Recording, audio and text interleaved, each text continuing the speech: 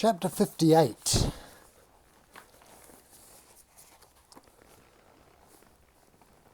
Upon the roads of Mason's journey south, the scene is alarming.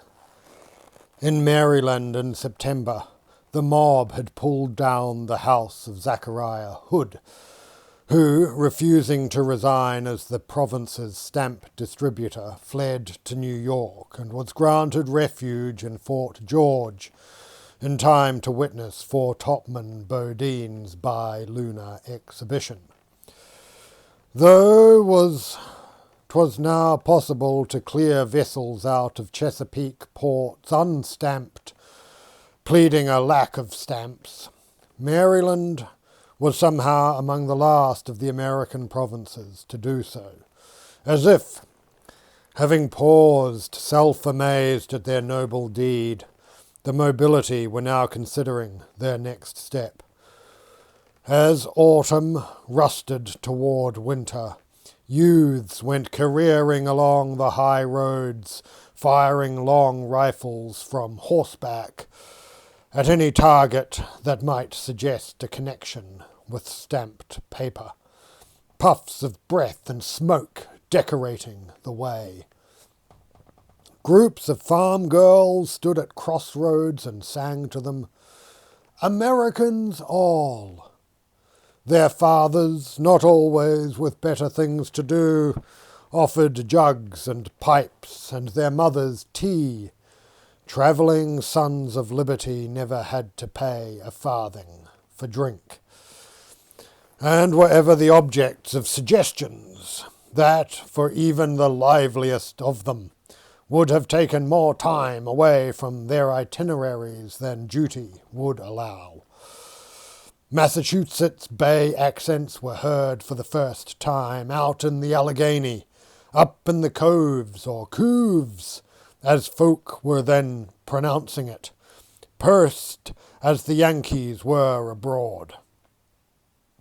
New Yorkers in Georgia, Pennsylvanians in the Carolinas, Virginians everywhere, upon horses, perhaps better looking than suited for the work, all took time to appreciate the music of voices from far away, yet already unmistakably American. Out in the field, down by the sea, the hour has pealed, whoever ye be. Daughter of Erin, Scotia's son, let us be daring, let it be done.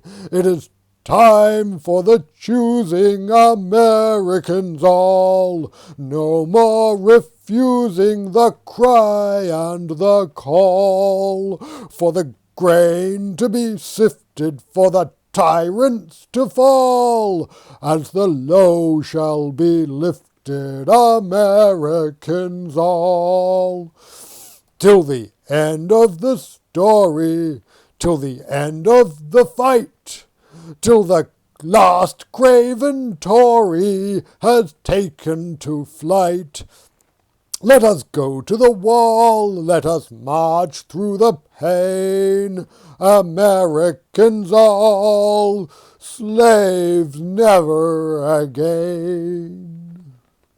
At Williamsburg, Mason, as well as being invited to the College of William and Mary to inspect the philosophical apparati, is introduced at the State House to a party of Tuscarora chiefs upon a mission to bring out the last of their people from the Carolinas and conduct them safely back under the protection of the Senecas, where they will join the rest of their tribe, the sixth of the Six Nations. The escort have some apprehension about crossing Pennsylvania with 100, perhaps 200 Tuscaroras, for they have heard of the Paxton massacres. But along the way, they are to be joined by protectors from various nations, principally Mohawks, though their territory lies hundreds of leagues to the north. The Six Nations are ever a bustle, through the forests of Pennsylvania, observing all movement, regardless of size, vigilantly. Any of Paxtonian disposition, Mason tries to reassure the chiefs, being usually blessed with a marksman's eye, know who's in the woods and why, yet will not at every opportunity choose to engage. He is staying at Mr. Weatherben's.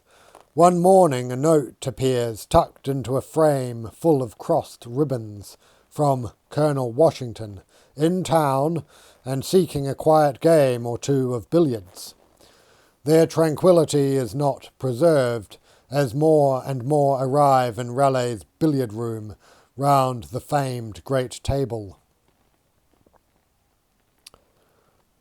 Even as clearings appear in the smoke of a tavern, so in colonial matters may we be able to see into, and often see through, the motives of Geordie Rex and that dangerous band of boobies. Henceforth, it seems, the Irish and the Ulster Scots are to be upon the same terms with them as the Africans, Hindus, and other dark peoples they enslave, and so to make it easier to shoot us, with all Americans. Though we be driven more mystically, not by the lash and musket, but by ledger and theodolite, all to assure them of an eternal supply of cheap axemen, farmers, a few rude artisans, and docile buyers of British goods. Not only presuming us their subjects, which is bad enough, but that we're merely another kind of nigger. Well, that's what I can't forgive. Are you sure? Civility, sir. The word you have employed here in this quiet pool of reason is a very shark, which ever feels its lunch hour nigh. Excuse me, do I hear that word again? In this smoke, 'twould seem so are we all. Eh? Washington, grabbing Mason. Colonel, sir, twitching away. 'Twould be far preferable. That voice, Mason, 'tis my tithable Gershom. And furthermore, here's the latest news of the king. Several hoots and whistles. King goes in a tavern. Bartender says, "What'll it be, George?" King says, "I'm in disguise here. How'd you know who I was?" Bartender says, "That crown on your head." King says, "Only a madman would walk around wearing a crown." Bartender falls on his knees. "Your Majesty." Half the company seem to believe this is a white customer impersonating an African. Others, having caught Gershom's act before, recognize him right away. "Hey, Gersh, do the one about the crocodile that can talk." "The rabbit and the moon." "Wait a bit. Somebody say there's a real Negro in here?" "Hell, maybe even more than one." For the rest of the evening, everyone suspects everyone else of being Gershom. Now and then someone, though the bellows are never quite fast enough to reveal who, tells another king joke. King's alchemist presents him with a filter that can transport him wherever he wishes. Mason's turn to put the clutch upon Washington. "Baby Nath McLean, or I'm a sailor." King decides he'll journey to the sun. The invisible youth continues. Alchemist says, "Your Majesty, the sun? It burns at thousands of Fahrenheit degrees. Far too hot there for anything to remain alive." King says, "So where's the difficulty? I'll go at night." Young Nath, back in classes at William and Mary, daily more woven into continental realities, here, seen through what he and his schoolmates style the room broom, appears already less fit, more slothful than the narrow and restless camp factotum of the summer previous. "I left that party just in time," he confides. I should have been crazy as Captain Zhang had I remained a week more. Crazy enough, remarks his friend Murray. That bad, was it? Mason a bit reserved. All respect, sir. The captain wasn't just pipe smoking in the article of that Shaw. We all felt it. As to appearance did you and Mr. Dixon. Surveying a property line, that may be one thing. Clearing and marking a right line of 100 leagues into the lands of others cannot be a kindly act. Should we have refused the commission, then? Mason in ever-sharpening nasality. We didn't invent parallels of latitude. Your dispute is with Hipparchus and Eratosthenes before him, both, I believe, dead. Perhaps no harm will come of it, so we may pray.